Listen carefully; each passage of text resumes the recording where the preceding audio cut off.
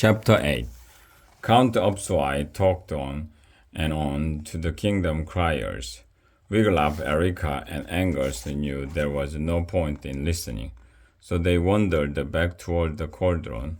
They watched the gold knight tossing people's gold into buckets. They watched the Count Upswai's gold-coated servants carry the gold-filled buckets off in the direction of Castle Keshala. They saw other gold-coated servants carry buckets from the castle over to the cauldron and pour in the gold. Wiglaf idly wondered why there was so much back and forth with the buckets. Wiglaf turned to watch other servants lather steaming golden liquid from the cauldron into other buckets. They ran the buckets over to servants standing on ladders that leaned against the sides of the hippopotamus. Those servants poured the liquid gold into the giant mold. Angus sniffed. "What is that smell?" he asked. "Boiling gold?" Wiglaf suggested. Angus shook his head. "I think not." He sniffed again.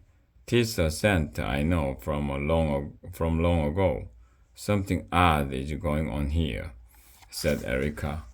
"Why is it that the people do not toss their gold directly into the cauldron?" The three watched the operation in silence. Wiglaf frowned. "Do you think they could be switching buckets?" he asked, pointing. "Those servants are taking the buckets to Castle Keshala. Perhaps they are emptying them and filling them with something else, something that only looks like gold." The three stared at each other at the meaning of what Wiglaf had said, thinking. "Let us meander over to Castle Keshala ourselves," Erica suggested. "Perhaps we can figure out what the Count is up to." They made their way closer to the castle. From a distance, they watched the Upswai's servants carrying bucket after bucket of gold into a side entrance of the castle. The three snuck as close as they dared, but guards were marching up and down in front of the castle. They dared not go too close. "Stay here," Erica said. She ran off. Before long, she came back. "There's only one guard on patrol at the back of the castle. Come on." The three circled around until they were behind the castle. They waited as a guard marched slowly by. When he was gone, Erica pointed to a window. "If we move quickly, we can look in before the guard gets back." "I shall stand on your shoulders, Angus." "Angus, Wiglaf, you shall stand on my shoulders, then you can—" "Fell off and die," Wiglaf muttered. "No, you shall peek through the window and see what is going on," Erica said. The guard rounded the corner again. The three hunkered down. The guard passed by without seeing them. Wiglaf sighed. "All right, let's get this over with." They hurried over to the window. "Ow!" Wiglaf cried as he ran into something hard and stubbed his toe. He looked down and frowned. Several large sacks were piled up under the window. "What's this?" Erica asked as she too spied the sacks. Angus tried to lift one of them. "Oh," he cried. "This thing weighs a ton." Angus managed to untie a rope around one sack. The three peered inside. "Gold!" they exclaimed. "Jack was right," Wiglaf said. "Up so high is a crook." "Wiggy, look out!" Erica said suddenly. Wiglaf jumped back as another sack of gold dropped from the window. "Third!" "Let us be gone," Wiglaf said. "We must tell Mordred." "Wait," said Angus. "What's this?" He pulled something out from behind one of the sacks of gold. It was a large traveling trunk. It was marked with the initials C.U.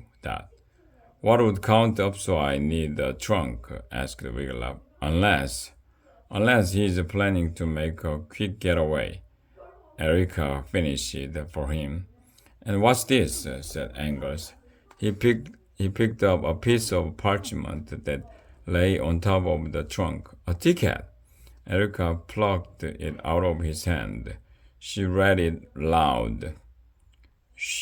First class passage for one on the luxury liner, the Goldfish. She glanced up at her friends.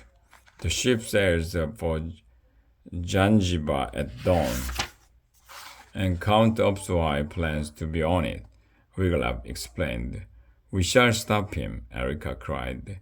She waved the ticket over her head. For now, we have proof that Upswai's golden hippopotamus scheme is nothing but a scam. Erica grabbed the gold coin from the sack as more proof.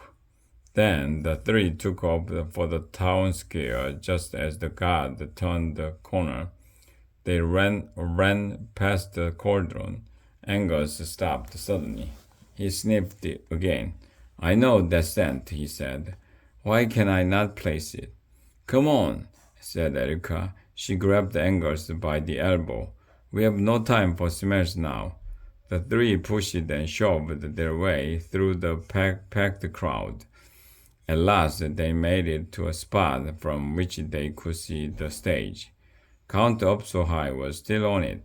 He was demonstrating how high he could count. 399. Count Upswai said proudly. 400. Everyone gasped and looked around.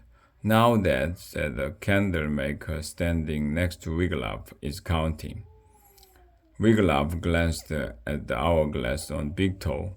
Only a small pile of sand was left in the top. We have not much time, he whispered. We shall never find Uncle Mordred in this crowd, Angus wailed. Forget about Mordred, said Erica. We must get the ticket and coin to the Kingdom Criers. They can stop Upswai. But we can hardly move in this crowd, said Angus. And besides, no one is allowed anywhere near the criers. Wiglaf's heart sank. Angus was right. There were too many people between them and the criers, and guards stood everywhere around the stage. Now what? He wondered if he had thought to bring along his lucky rag. He put a hand into his pocket. He did not find his rag, but his fingers closed around a small cube wrapped in parchment. Wiglaf smiled. Moments later, the three had unwrapped the bubble gum that Jack had given them. They popped it into their mouths and began to chew. Wiglaf had no idea how Jack had made this gum into a bubble. He saw that Erica and Angus was puzzled too. Wiglaf stuck out his tongue. He crossed his eyes and saw that it was covered with a thin pink skin. He blew air under the bubblegum skin and blew a bubble. Wiggy, Erica exclaimed. You did it! Quickly, Erica blew a bubble of her own. Plague victims coming through, Angus cried. The way quickly parted for Wiglaf and Erica. Sick folk with hideous boils, Angus cried. Don't get too close, they're very contagious. Plague, people started screaming, and in no time the three stood right below the stage. Angus elbowed the guard. Plague victims, he said. The guard dove under the stage. Erica spat out her gum. She dashed up onto the stage. Count Upswai was still counting. Lady Catherine and Sir Matthew looked startled to see Erica approach them, but she gave a small bow and thrust the SS Goldfish ticket and the coin into Lady Catherine's hand. Erica spoke eagerly to Lady Catherine for some time. Then she dashed away. Lady Catherine leaned over and whispered something to Sir Matthew. Then she beckoned a guard up onto the stage. She whispered something to him, and he hurried off. Lady Catherine and Sir Matthew stood up. "Excuse me, Count," Lady Catherine said. 420 her? Said the Count. "Sorry to interrupt you, sir," Lady Catherine said. "We have late breaking news." "What?" Count Upswai said as a page escorted him to a chair that had been set up between Lady Catherine and Sir Matthew.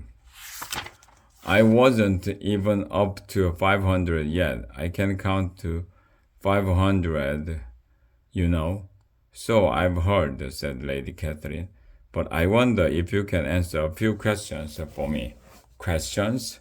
said Count Upswai. "Of course I can answer questions. I am very good at questions." "Fine," said Sir Matthew. "How did you come up with this golden hippopotamus plan?" "It came to me in a dream," the Count said. Erica pushed her way back to Wiglaf and Angus in the crowd. She gave them a fast thumbs up. "Can you explain exactly how this hippopotamus from your dream is going to save the world?" Lady Catherine asked. "Of course," boomed the Count.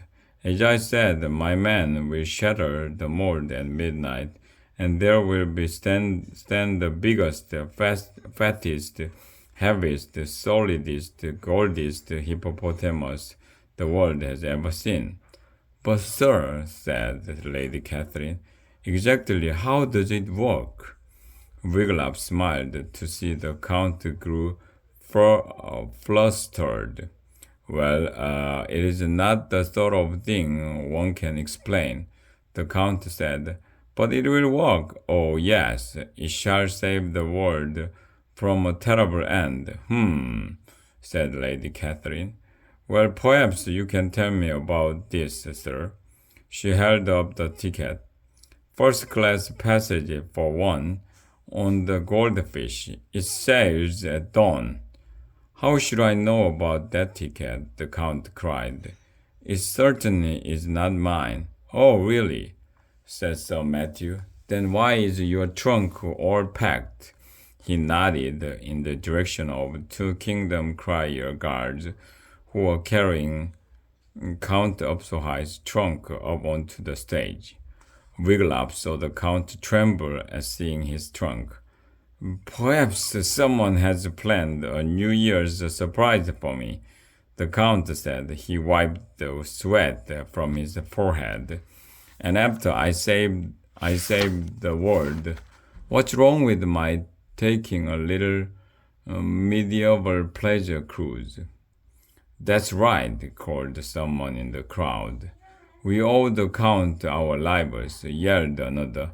"3 cheers for Upswai." To Wiglaf's horror, the crowd began to cheer. 1, counted the Count after the first cheer. 2, he cried after the second. 3, he yelled after the third. "Count Upswai," said Lady Catherine when the cheering died down. "What would you say, sir, if I told you that 24 bags of gold have been found behind the castle Cachalot?" "Why, I would say that I hope whoever owns the gold will bring it to my knight, get my men to melt it down and add it to the hippopotamus," the Count said.